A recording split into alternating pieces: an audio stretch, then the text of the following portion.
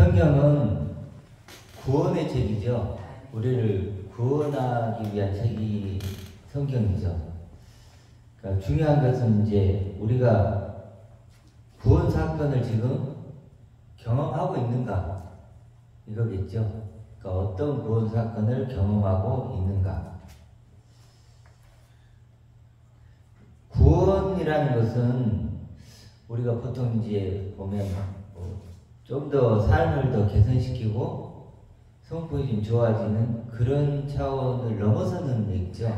사실은 더 나은 육을 추구하는 그런 상태를 넘어서는 거죠. 그렇게 이해되고 그렇게 경험될 수 있는 차원의 단어가 아니죠. 구원이라는 단어는.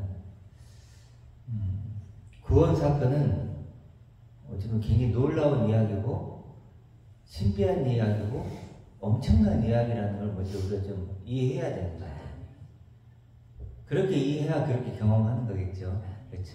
그래서 좀 더 나은 삶이 된다거나 육신의 이야기 그런 차원의 이야기 아니다. 그래 도마복음에 저번주 얘기했지만 영원히 사라지지 않는 보물을 찾으라. 예수님이 그렇게 말씀하시거든요. 영원히 사라지지 않는 보물을 찾으라. 마태복음에서도 밭에 감춘 보화를 찾으라. 그러죠. 그러니까 숨겨진 감춰진 보화를 찾는 거예요.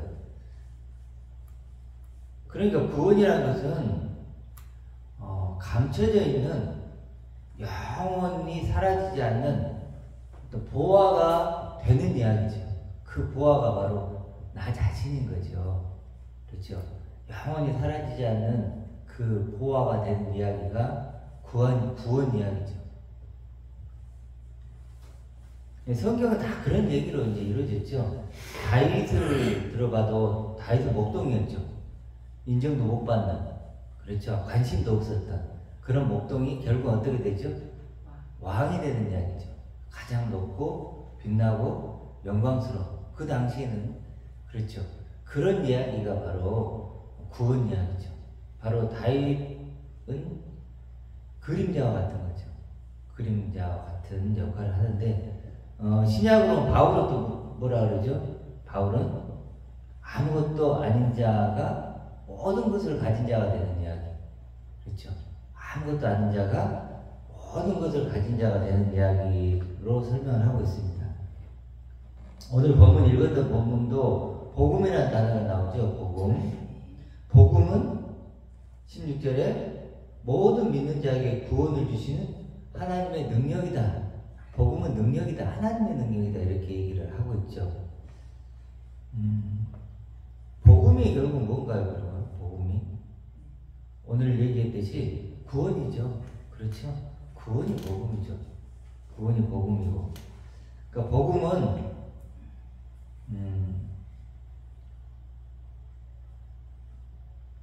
우리 몇 주 동안 나눴던 것처럼 예수님의 시작이 뭐였죠? 육신으로는 다윗의 씨로 시작했고 그렇게 나셨고 어떻게 완성됐죠? 아들로 선포되시고 완성되죠. 그게 복음이죠. 그렇죠. 그래서 시작은 비록 육으로 난 육으로 시작하지만 영으로 난 영이 되는 그렇게 완성되는 것이 복음이죠. 복음. 이게 첫 번째 내가 아닌 두 번째 내가 되는 것이 복음이고 겉사람이 아닌 겉사람을 나로 얘기했는데 그것이 다가 아니고 속사람. 그렇죠. 그런 내가 진짜 나, 영원한 나라는 것이 복음이고 구약으로 보면 선악과 선악나무를 먹은 내가 그래도 선악나무일 수밖에 없는 내가 생명나무가 되는 것이 복음이죠. 선악과를 먹었다는 게 어떤 의미일까요? 참 이게 어떤 문장이 있는데 이해하기가 참 해석하기 어렵죠. 선악과를 먹었다? 이게 무슨 말일까? 여러 가지 해석이 가능하겠죠. 그렇죠. 한 문자지만 그걸 해석하는 건 해석하는 사람들에 따라 다 달라요. 그렇죠. 선악과를 먹었다라는 걸 어떤 사람들은 이렇게도 이제 해석을 하더라고요. 누군가를 바라볼 때 선악으로 바라보지 않게 되는 상태.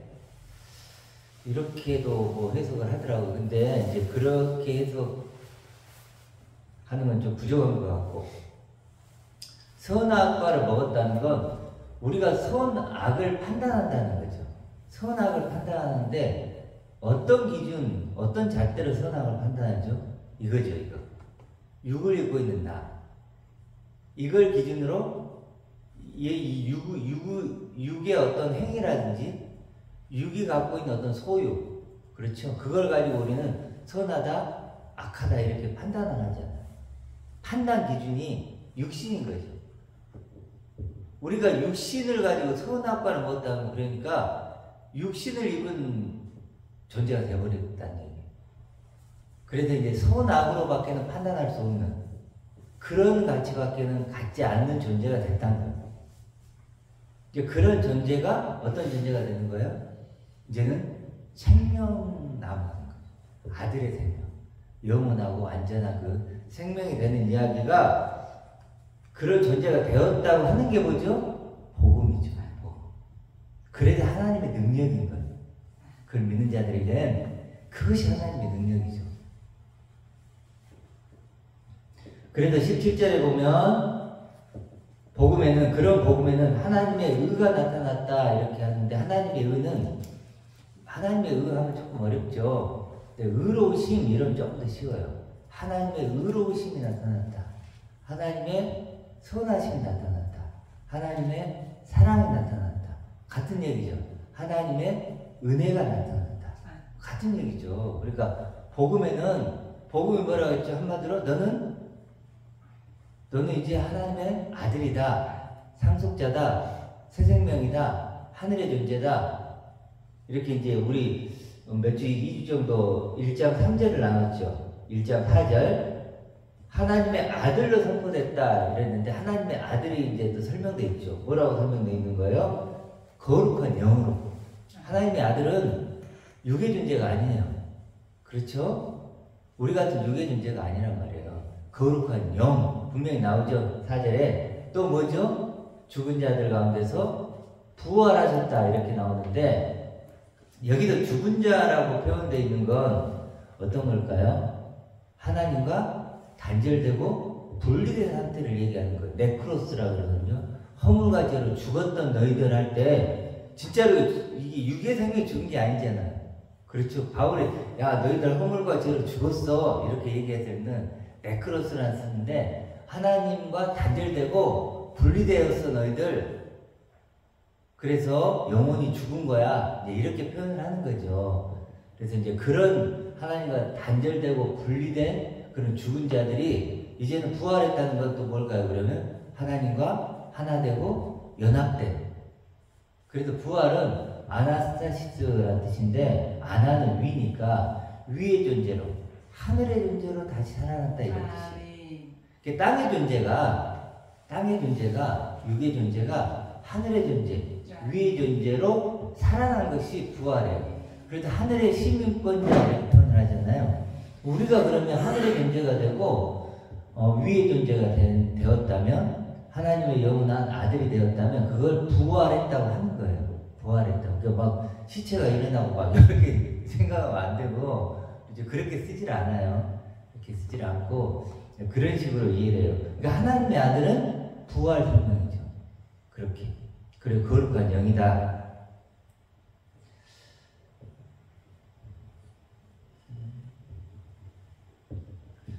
이것이 어디가 했죠? 이것이 이제 우리가 복음이라고 할 수 있죠. 그것이 하나님의 우리를 향한 의로우심, 선하심, 사랑하심, 이렇게 우리가 이해를 하는 거죠. 그리고 그 다음에 뭐라고 나오죠? 그런 하나님의 의가, 의로우심이, 선하심이 나타나서 믿음으로 믿음에 이르게 한다 이렇게 나왔는데, 믿음으로 믿음에 이르게 한다는 건 뭘까요? 저번에 이제 첫 번째로 하나님의 믿음이라고 했는데 그것도 맞죠. 하나님의 믿음이 나의 믿음이 되는, 이것도 맞는데, 조금 더 본문에 맞춰서 해석해 보면 어떤 걸까요? 복음에 나타난 하나님의 의를 믿음으로죠. 그렇죠. 다른 걸 믿는 게 아니고 말씀이 증거하는, 말씀이 증거해주는 그 나를 믿음으로 믿음에 이르는 거예요. 그렇죠. 저번에 몇 번 예를 든 것 같은데 쿠데타가 일어나가지고 보모가 아주 깐난하게 왕자를 이렇게 이제 원래 궁 밖으로 피신을 시켰어요. 다 죽고. 그런데 시간이 오래 지났어요. 오래 지났는데 다시 쿠데타가 일어나가지고 이제 원래 그 자리로 이제 근데 소문이 있었던 거예요. 한 명이 이렇게 몰래 숨겨져 있는 아이가 있다. 이렇게 이제 그 소문이 있었어요. 근데 찾을 길이 없었던 거예요. 근데 다시 쿠데타가 일어나가지고 다시 그 왕자를 찾고 있는데 근데 보모가 얘기를 해주는 거예요. 뭐라고 그럴까요? 너가 그 왕자다. 이렇게 얘기를 해줬을 때 그 어린아이, 이제 자라서 한 20살쯤 됐다면 그 청년에게 있어서 그 말은 뭘까요? 복음이죠. 그렇죠. 복음이죠. 아, 내가 왕자였구나. 그걸 믿으면 어떻게 될까요? 믿으면 뭐가 되는 거예요? 왕자가 되는 거죠. 그렇죠. 믿음으로 믿음에 이르는 거예요. 마치 그런 거와 같은 거죠. 우리가 지금 말씀이 증거한 복음을 믿으면 그 존재가 되는 거죠. 그렇죠. 믿음으로 믿음에 이르는 거예요. 복음을 믿으면 내가 복음이 되는 거예요. 복음을 믿으면 내가 복음이 되는 거죠. 복음 자체가.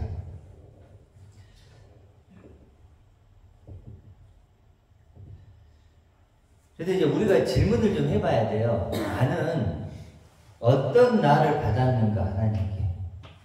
이 질문이에요. 나는 어떤 나를 하나님께 받았는가.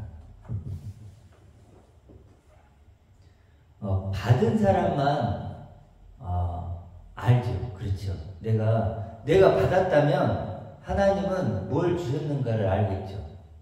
그러니까 받은 사람만 하나님이 뭘 주고 싶어 하시는지를 알아요. 그렇죠. 내가 받지 않았다면 하나님이 뭘 주고 싶어 하시는지 모르겠죠. 받은 사람만 알아요. 당연히 하나님은 하나님의 아들, 하나님의 상속자란 그런 자리, 그런 신분을 내게 주셨죠. 그러면 하나님은 뭘 받으실까 하는 거예요. 자, 하나님은 내게 그걸 주셨죠. 하나님은 뭘 받을까요? 당연히 아들인 나를 받으시겠죠. 그래서 우리가 이제 자식들을 보면 이제 막 먹이고 입히고 하잖아요. 예를 들어 이제 가게에 가가지고 옷가게에 가고 아이들한테 이제 옷을 사입혀요. 입히면 이제 부모들이 돈을 쓰는 거잖아요, 다. 그렇죠. 뭐 자식들은 이제 뭘 예쁜 옷을 이제 받는 건데 부모는 뭘 받는 거죠? 예쁜 옷을 입고 있는 그 아이, 그렇죠? 그 예쁜 옷을, 새 옷을 입고 있는 그 아이를 난 선물로 받는 거예요. 그런 것처럼 하나님도 나를 아들의 옷을 입히시는 거예요. 그럼 하나님 뭘 갖게 되는 거예요? 영광스러운 아들을 갖게 되는 거죠. 최고의 것을 갖게 되시는 거예요. 그래서 예수님이 구하는 자에게 가장 좋은 것을 주신다 그러거든요. 가장 좋은 것이 아들이죠. 그거보다 더 귀한 게 어디 있어요, 소중한 게. 하나님은 가장 좋은 것을 내게 주셔서 가장 좋은 걸 가지시는 거예요. 욕심이 많으시죠? 가장 좋은 걸 내게 주셔서 가장 좋은 걸 갖고 싶은 거예요. 그렇죠? 그렇게. 그래서 예수님도 내 기쁨이 너희 안에 있기를 원한다 했을 때 그건 그런 아들된 기쁨이죠. 그 기쁨을 갖기를 원한다. 그런데 우리가 믿음으로 믿음에 이르러야 되는데 왜 믿기지가 않는가 하는 거예요. 믿기 어려운 이유가 뭘까라고 생각해 보면 첫 번째는 두 가지로 생각하면 돼요. 첫 번째는 지금 당장 내가 이렇게 손에 잡히진 않아요. 보이지도 않아. 그렇죠? 미래적인 어떤 소망이죠. 일단 미래적인 소망이니까 보이지 않기 때문에 지금 당장 일어나는 어떤 현실적으로 내가 경험되는 그런 건 아니기 때문에 실제로는 믿기가 힘들어요. 두 번째는 믿기가 힘든 이유는 믿어야 될 내용이 너무나 엄청나기 때문에 사실 이건 너무 커. 보통 이야기라면 내가 이게 좀 믿어지겠는데 이건 너무 큰 얘기잖아요. 예를 들어서 영원한 내가 된대. 이 말이 이게 너무 큰 얘기잖아요. 이게 감당이 안 되는 거예요, 이 말들이. 우리는 육을 입고 있어서 그냥 육의 존재 이 정도가 나로 생각하면 나란 말이에요. 그런데 이런 내가 아닌 완전히 생각지도 못하는 그런 영원한 나를 하나님 내게 주신다고 하는 거예요. 그러니까 이 믿어야 될 내용이 너무 스펙타클, 너무 커. 그러니까 안 믿기는 거예요. 그렇죠? 그러니까 안 믿기는 거예요.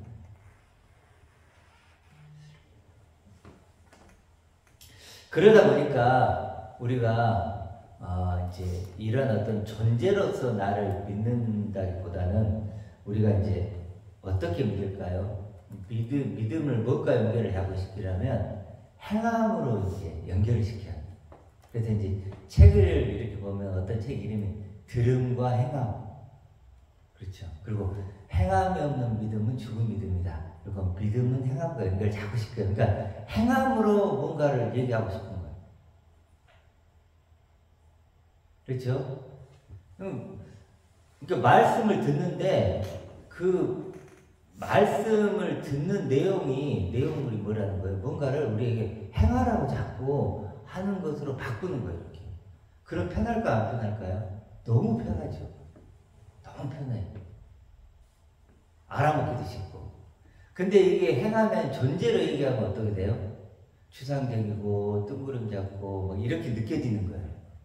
그러니까 이제 자꾸 행함으로 얘기를 하는데 실제로는 저번에 얘기했지만 행함이 없는 믿음은 죽은 믿음이다 했을 때 그 행함이 뭐죠? 되다라는 뜻이에요. 나를 그렇게 되게 만드는 믿음이 아니면 죽은 믿음이다.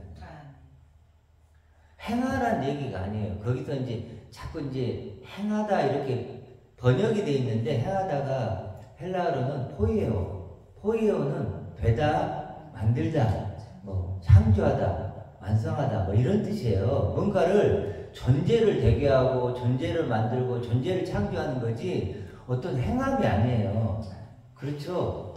어떤 존재가 되는 것과 행하는 건 다른 거예요. 내가 예를 들어서 요즘 의사 파업을 많이 하잖아요. 의사가 된다, 국회의원이 된다, 그건 존재잖아요. 내가 밥을 먹는다, 뭐 손을 씻는다, 뭐 착한 일을 한다, 이건 행함이잖아요. 다른 문제 이것은. 물론 존재가 되면 행하죠. 거지는 거지의 행동이 있어요. 왕자는 왕자의 행동이 있죠. 물론 존재와 행함은 연결되어 있어요. 분리되어 있는 게 아니에요. 그렇지만 존재가 우선하죠. 존재가 안 바뀌면 행함은 바뀌지가 않아요. 그렇죠. 행함은 의미도 없어요. 그렇죠. 내가 거지야. 근데 막 왕자처럼 행동해요. 그럼 어떻게 돼요? 걔는 죽어요. 그렇죠. 죽죠. 왕자인데 막 거지처럼 생각하고 거지처럼 행동해요. 그럼 뭐예요? 걔는 쫓겨나요. 그렇죠? 그러니까 어찌됐든 이제 이런 것들이 우리가 이제 믿기 힘들기 때문에 자꾸 어떻게 한다고요? 내 존재를 그렇게 믿기 힘든 거예요. 지금 얘기했듯이 두 가지 이유 때문이라 그랬죠. 뭐 더 있겠지만 당장 지금 내 눈앞에 그게 보이지가 않아. 그리고 너무 엄청나. 나란 존재가. 막 성경은 나를 막 하나님의 아들이다, 상속자다, 그리스도 공동 상속자다, 막 너무 이게 막 그렇게 그려. 그러니까 안 믿기지. 안 믿기면 믿음을 주세요. 안 믿겨요. 안 믿어줘요. 이렇게 나가야 되는데 그걸 버리고 행함으로 돌린다는 거야. 야, 그런 거 이렇게 믿을 필요 없어. 아니, 그렇게까지 어렵게 하지 마. 그냥 천국 간다고 믿어. 그러고 그냥 행함으로 가는 거예요. 그 편하잖아요. 이렇게 바뀌어져 있다. 그래서 이제 믿음이 있다. 이제 좀 믿기가 어렵다. 그런데 문제는 뭐예요? 하나님은 믿음이 없이는 하나님을 기쁘시게 못하나니. 하나님 우리에게 믿음을 원하시죠. 믿음만. 믿음의 고백을 원하는. 다른 아무것도 원하지. 뭐 원한다고요? 믿음의 고백. 믿음의 고백. 하나님, 나 당신의 아들입니다. 나 하나님의 모든 것을 가진 상속자입니다. 그리스도와 함께 영광을 누릴 자입니다. 나는 그리스도 안에 새로운 피조물입니다. 나는 새 것입니다. 이렇게 내 존재를 난 하나님이 입혀주신 그 의로운 옷을 입은 나를 고백할 수 있는 믿음의 고백. 그렇죠. 그건 오직 은혜죠. 나로는 불가능한, 나로는 있을 수 없었던 나. 그래 저번에 나 너머의 나. 그 나로 나를 고백할 수 있는 그 믿음의 고백이 만을 하나님이 기뻐하신다. 근데 믿음의 고백을 하려면 뭐가 있어야 되죠? 믿음이 있어야 돼요. 믿음의 고백을 하려면 믿음이 있어야죠. 믿음이 없이 절대로 믿음의 고백이 안 나오죠. 어떻게 나오겠어요? 그렇죠? 자, 그래도 우리에게 필요한 건 뭐다? 믿음의 고백이다. 믿음의 고백이 필요하다. 그래서 우리가 이제 주님 나를 부르셨으니 우리 찬양을 우리가 하잖아요. 그렇죠? 주님 나를 부르셨으니 어떤 나를 불렀는가? 참 주님 나를 부르셨으니 주님 나를 부르셨으니 그렇지. 주님이 나를 불렀는데 세상 사람들은 나를 그렇게 안 불렀죠. 그렇죠. 주님은 나를 이제 새 포도주로 부르죠. 새 포도주. 그렇죠. 새 포도주는 새 부대. 이제 새 피조물. 피조물이 이제 아니야. 이번 주에 이렇게 묵상을 하면서 생각했던 게 진짜 참 이 세상이 신비하다. 저 바다에는 지금도 물고기들이 헤엄치고 다녀. 저 하늘에는 새들이 날아다녀. 그리고 땅에는 수많은 나무들이 열매를 맺고 꽃이 피고. 이게 그런가 보다. 그러면 별거 아니야. 근데 가만히 생각해보면 도대체 누가 이 신비한 것들을 만들어놨지? 저 꽃이 있는데 도대체 이 꽃은 누가 만들었지? 이 우주에 정말 아무것도 없잖아요. 근데 이 아름다운 꽃을 피우고 열매를 맺게 하고 하늘에는 새가 날고 바다에는 물고기가 헤엄치고 사람이 있고 사람은 또 어때? 보고 느끼고 사랑하고 이런 것들을 한단 말이에요. 야, 이거 자체가 신비구나. 신비. 이걸 만든 누군가가 있는데 그게 당연히 하나님이겠죠. 하나님 외에는 설명할 방법이 없죠. 그렇죠? 우연히 만들어졌다고 말하는 제가 보기엔 정신 나간 사람들 같은데 이게 어떻게 우연히 만들어져요? 우연히 만들어졌다는 건 그것도 믿음이죠. 근데 그걸 믿는 건 저는 조금 좀 말이 안 된다 생각하는데 당연히 하나님이 저는 만들었다고 믿어요. 그리고 그렇게밖에는 아주 저는 그게 과학적이고 아주 저한테는 논리적이고 아주 이성적이에요. 그러지 않고는 설명이 안 돼요. 이것들보다 훨씬 비교할 수 없는 능력을 가지신 하나님을 만들지 않고는 이건 절대로 만들 수 없다. 그래도 그런 하나님이 이 피조물과 비교할 수 없는 새 창조물로 나를 부르신 새 창조물, 새 생명을 영원한 새 것 그리스도와 함께 영광을 누릴 자. 그렇죠? 우리 박 집사님 어제 저번주에 최후 승리자 좋아하는데 최후 승리자죠. 최후 승리자. 하나님의 본질에 참여하는 자. 사실 그런 사람들은 천국에 갈 승차권을 가진 사람들이에요. 천국에 갈 여권. 여러분 여권이 엄청 중요하죠. 우리 미국을 간다고 했을 때 여권이 없으면 못 가죠. 저도 얼마 전에 선교단체 좀 들어갔었잖아요. 잠깐 들어갔는데 이제 뭐 나왔지만 뭐 일본 간다고 그래서 또 막 여권을 만들었거든요. 또 이제 그래 먼지가 쌓이고 있지만 근데 여권이 없으면 못 가죠. 가고 싶어도. 천국도 마찬가지죠. 여권이 있어야 천국 가는 여권이 있어야 되는데 그게 뭐예요? 믿음이죠, 믿음. 이런 믿음, 우리가 지금 고백하는 이 믿음의 고백이, 그러니까 마치 그럴 것 같아요. 천국에 딱 갔을 때 하나님이 딱 이렇게 누가 지키고 있겠죠? 지키고 있다 이제 뭐 신분증 내봐라 그런 건 아니니까 뭘 듣고 싶을까요? 믿음의 고백. 그걸 듣겠죠. 그게 이제 우리의 뭐예요? 여건이다. 애복이고 기름이고 뭐 다 같은 얘기죠.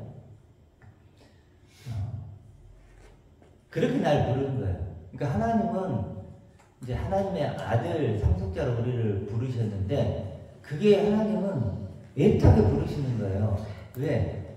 잃어버렸던 나고, 그렇죠? 죽었던 나니까 하나님 보시기에는.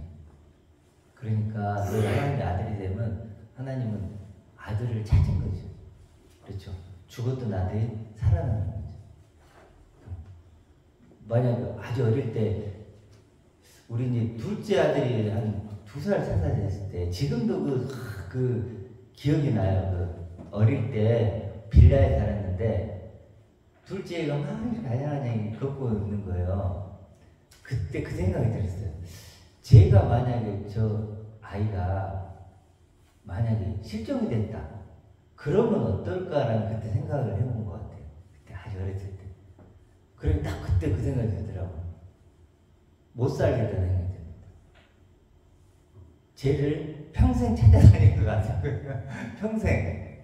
너무 이쁘니까 평생 찾아다닐 것 같은 생각이 들더라고요. 하나님도 마찬가지시겠죠. 이런 나를 너무, 하나님의 아들인 나를 잃어버리신 거죠. 그래서 그런 나. 그래서 우리가 믿어야 될 건 뭐냐? 그런 하나님의 아들 상속자인 나를 지금 하나님께서 준비하고 계신다는 거예요. 이게 가장 중요한 믿음이에요. 하나님이 지금 준비하고 계신다. 탕자처럼 극진한 환대를 해주려고. 또 혼인잔치에서는 뭐라고 하죠? 모든 것이 준비되었으니 아들의 혼인잔치에 오라 그러죠. 모든 것이 준비된대. 모든 것이. 혼인잔치가 이루어지면 모든 게 준비되죠. 그렇죠? 손님은 뭐 갖고 갈 거 없죠. 가면 되죠. 그렇죠? 그렇죠? 모든 거 준비돼요.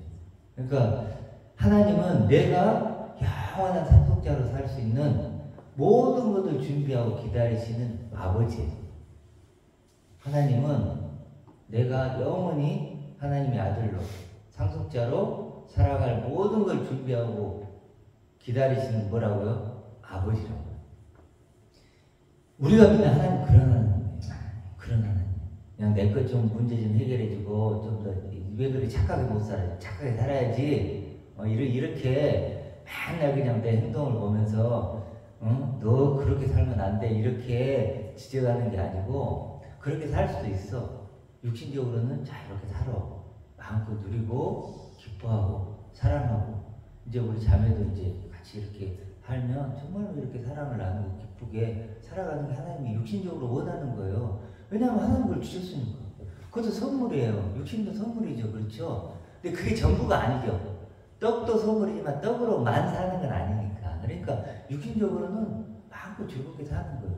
그렇죠? 소풍 오듯이. 그리고 또 그것을 넘어서서 지금 얘기했던 그런 하나님의 아들로 상속자로 또 살아가야죠. 그러니까 우리가 믿는 하나님 그런 하나님이라는 거예요. 그래서 우리의 새로운 운명이 두 번째 운명이 우리가 시작된 거예요. 두 번째 운명. 영원한 운명. 그 운명을 우리가 이제 알고 믿어야 되죠. 그러니까 우리 아까 근데 문제는 로마서 10장에서 뭐라고 읽었죠? 로마 10장 2절에 보면 하나님께 그들이 내가 증언하는 그들이 하나님께 뭐가 있죠? 열심은 있어요. 열심은 있대요. 그런데 뭐가 없죠? 올바른 지식이 다른 것이 아니래요. 올바른 지식을 3절에서는 뭐라고 나오냐면 하나님의 의로우심을 모르고 지금 우리가 말하는 이 복음을 모르고 이런 말이에요. 하나님의 의로우심을 모르고 모르는 결과가 뭐죠? 자기 의를 세우려고 힘쓴다는 거예요. 그냥 있는 게 아니라 아주 힘을 써요. 아주 힘을 써서 하나님의 의에 복종하지 아니하느니라. 그러니까 자기 의를 세우려고 힘쓰면 하나님의 의에 복종할 수가 없죠. 그렇죠. 당연하죠. 너무나 당연한 거예요. 아까 우리 새로운 존재가 되는 그 믿음의 고백을 해야 되는데 그게 아니고 도리어 그러니까 두 번째 내가 돼야 되는데 두 번째 나를 방해하는 건 뭘까요? 첫 번째 나죠. 우리 R을 생각해보세요. R은요. R이 깨고 뭐가 되죠? 새가 되죠. R이 깨고 새가 되는데 처음에 R은 어때요? 보호를 해주죠. 자기를. 그러지 않나요? 껍데기니까. R 껍데기는 자기를 보호해주고 그 안에 영양분도 있어요. 그게 잘하게 돼요. 그런데 어떻게 돼요? 시간이 지나면 그 R은 깨야죠. 그렇죠. 그래야 하늘을 나는 새가 되는 거예요. 그러니까 어느 시간까지는 뭐가 돼요? 필요한 거예요. 근데 어느 시간을 지나면 도리어 그것은 나를 막고 있는 장애물이 되는 거예요. 육신을 입고 있는 나도 마찬가지예요. 어느 순간까지는 이것이 굉장히 나를 보호해주는 보호장치예요. 그렇지만 어느 순간이 되면 이제 어느 하나님의 때가 되면 이제 우리에게 신호가 오죠. 그렇죠.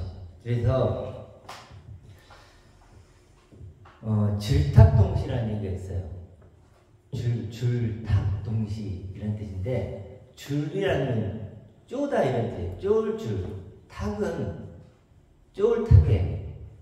그리고 이제 동시는 같이 동시에 이런 말이 있죠. 이게 뭐냐면 이제 밑에 그 R에서 이제 부화를 하잖아요. 이제 이렇게 R이 있잖아요. 그러다가 이제 그 달걀에 보면 이 뾰족 나오는 데가 있고 좀 뭉퉁한 데가 있죠. 근데 뭉퉁한 데 거기가요 기방이라 그래서 공기방이에요. 공기방. 그래서 공기가 있는 거예요.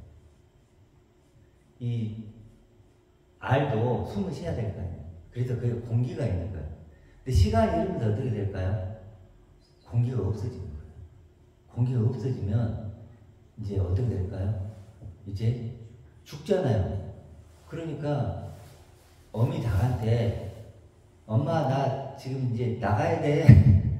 여기 있으면 죽어. 이렇게 하면 쪼는 거예요. 신기하죠? 공기가 없어지니까 얘가 이제는 여기 더 이상 있으면 안 되는구나라고 쪼아. 그러면 어미 닭이 그걸 보고 얘가 이제 나올 때가 됐구나. 빨리 나오면 돼요, 안 돼요? 죽죠. 빨리 나오면 죽어요. 그러니까 때를 정확히 맞춰야 돼요. 그래서 이제 밖에서 줄탁 또 탁탁탁 쪼아. 그래서 동시에 이렇게 쪼아서 안에서 먼저 신호를 보내고 공기 떨어졌어요. 이제 나갈 때 됐어요. 이렇게 하고 이제 밖에서 이렇게 합니다. 마치 우리 신앙과하고 똑같죠. 우리가 어떤 시간까지는 그냥 안에서 안전하게 있는 거예요. 근데 이제 시간이 흐르면서 이제 한계를 느끼는 거예요. 삶이 무서워하구나. 정말 이게 아니구나. 이게 전부가 아니구나라는 그런 내 영혼의 어떤 그 목마름, 배고픔을 느끼게 되는 거죠. 그래서 그렇게 우리가 이제 뚫고 나오는 거예요. 근데 이제 그 니체라는 시인이 있어요. 니체 철학자죠. 신은 죽었다. 영혼 회귀 사상을 이제 영원한 현재, 과거, 현재, 미래가 지금 이 순간에만 존재한다 하고 영혼 회귀 사상을 얘기했던 니체가 주장했던 게 뭐냐면 아모르파트예요. 이건 들어봤죠? 어디서 많이 들어봤죠? 노래 아모르파티, 김연자의 아모르파티, 그게 아모르파티예요. 근데 아모르파티 하면 어떤 느낌이 딱 들어요? 파티 느낌이에요. 그래서 막 무슨 파티인데 이름은 아모레래. 아모레 파티가 막 벌어졌어. 그럼 파티다 막 이렇게 하는데 그게 이제 그런 뜻은 아니고 이 아모르라는 게 사랑이라는 뜻이에요. 사랑하라 이런 뜻이고 파티가 운명이에요. 운명. 그러니까 니체가 한 말인데 아모르 파티는 자신의 운명을 사랑하라. 자신의 운명을 사랑하라. 그러니까 자신의 운명을 긍정하고 사랑하라. 그러니까 사랑하라 이 말이 좀 번역을 해보면 사랑할 수 있게 만들어라 이런 말이에요. 사랑할 수 있게. 너에게 주어진 운명이 비록 육에 갇혀있는 운명일지라도 그걸 긍정하고 사랑할 수 있도록 만들어내라 이거예요. 니체가 얘기했던 신을 의지하지 말고 인간 스스로 이렇게 해봐라. 이렇게 얘기를 했어요. 참 아무런 바도 멋지죠. 너의 운명을 사랑하고 사랑할 수 있도록 만들어라. 이제 근데 문제는 뭐냐면 니체는 그렇게 자기가 주장을 했단 말이에요. 그럼 정말 그게 가능한 일인가라는 거예요. 가능한 일인가? 그런데 그런 말이 있어요. 육신에게 주어지는 기쁨은 잠깐이다. 곧 사라진다. 우리 자매님이 이제 요즘에 어떤 인생의 가장 큰 기쁨을 그럴 때 누릴 때 마음껏 누리는 거고, 근데 나이가 먹으면 사라진다는 걸 이제 알죠. 나이가 지긋한 사람들은 알아. 우리의 기쁨은 잠깐이고 곧 사라진다. 이런 것들. 우리의 희망도 결국은 헛되다. 삶도 무의미하다. 이런 결론들이 나이가 먹을수록 나요. 특히 탁구를 치면서 이제 나이 드신 분들을 만나보면 진하게 느껴요. 70, 80 되신 분들을 만나면 기쁨은 잠깐이고 희망은 헛되고 삶은 무의미한 것이었구나. 공수의 공수로였고 잠깐 보이다가 없어지는 안개였구나. 이런 걸 이제 느끼는 거죠. 그런데 그럼에도 불구하고 니체는 뭐라고 얘기했냐. 그런 운명일지라도 그걸 긍정하고 사랑하라. 사랑할 수 있게 만들어라. 이렇게 얘기를 했어요. 니체는. 그러면 니체는 과연 그렇게 살았는가? 만약에 니체가 그렇게 살았다면 저는 따를 수 있어요. 그런 말. 니체는 어땠는가? 어느 날 니체가 말을 타고 가요. 마차를 타고 가는데 마차가 진흙탕에 빠져. 그럼 어떻게 될까요? 마차가 앞으로 갈 수가 없죠. 그렇죠. 진흙탕에 이렇게 빠졌는데 그럼 말이 어떻게 할까요? 한 칸을 쓰겠죠. 그래서 니체가 채찍을 들고 말을 때리기 시작해요. 말을 때려. 당연하죠. 더 힘을 내라. 힘을 내라. 진흙탕에서 벗어나야 돼. 그렇게 했어요. 니체가 한참 때리고 있다가 니체가 채찍을 놓고 말을 껴안아요. 목을.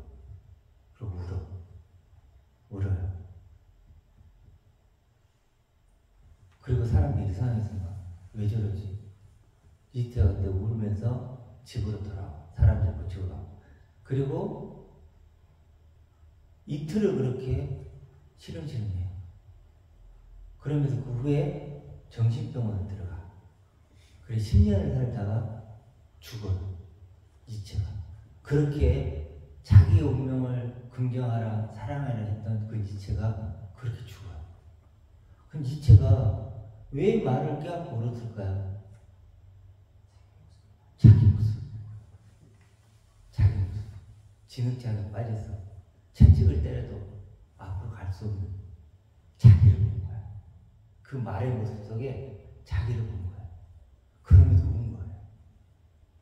그렇게 자신의 운명을 긍정하고 사랑하라고 했던 그 니체는 그렇게 죽어요. 저는 그게 만약에 하나님을 믿지 않으면 정확히 나의 미래 같아요. 그래서 많은 철학자들이 자살을 해요. 알면 알수록. 삶을 사랑할수록. 그럴수록 더 자살을 해요. 왜? 공허하니까. 차라리 그냥 개처것처럼 살면 나아. 근데 뭔가를 더 간절하게 붙잡고 사랑하면 사랑할수록 이것이 더 허무하다는 걸 역설적으로 알게 됩니다. 그게 니체가 보여주는 거예요. 그러니까 우리는 니체의 말을 들을 수가 없는 거예요. 자신의 그 첫 번째 운명을 그래서 깨뜨리고 나오는 거예요. 알이 아닌 하늘을 나는 새가 되기 위해서 우리는 지금 오늘을 살아야 됩니다. 그렇죠? 우리는 그런 하나님의 의로우심, 하나님의 선하심을 잊기 위해서 오늘을 살아가야 되는 거예요. 그래서 마지막으로 한마디만 더 할게요. 우리는요, 교화목처럼 살아야 돼요. 교화목. 교화목은 뭐냐면, 나무인데, 나무가 이렇게 떨어져요. 나무가 이제 쓰러지는, 떨어지는. 그러면 보통은 어떻게 해요? 땅에 떨어지면 어떻게 되죠?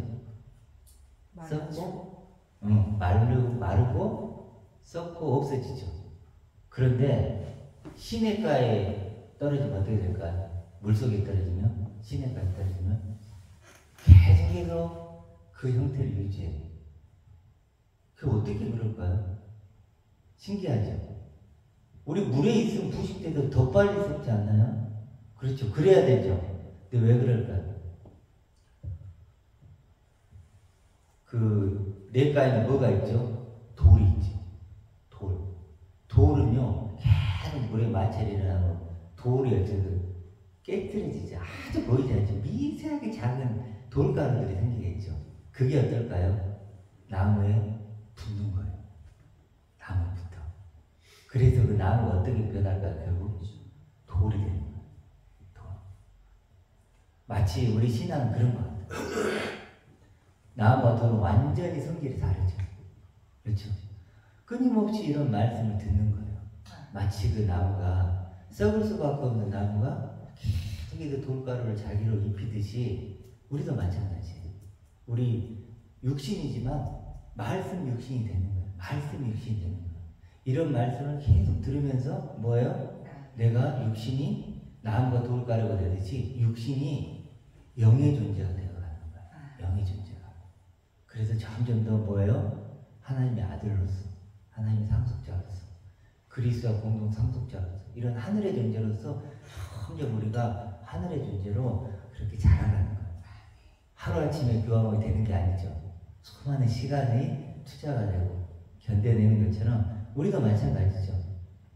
그래서 점점 더 우리가 이렇게 하나님 주신 복음에 대한 하나님의 의로우심을 입고 정말 하늘의 존재, 위의 존재, 위의 물을 마시는 존재가 되어서 기쁨으로 살아가는 저희가 되길 원합니다.